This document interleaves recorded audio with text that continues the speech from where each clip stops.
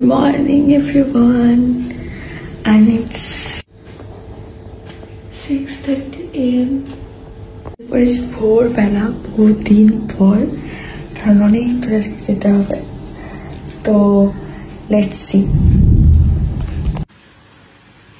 কি সুন্দর ওয়েদার, বাইরের মেঘ করেছে, বৃষ্টি পড়ছে। আহা, বহুদিন পর এত সকালবেলা এত ভোরবেলা উঠলাম ঘুম থেকে, এক্সাইটেড লাগছে। দেখা যাক।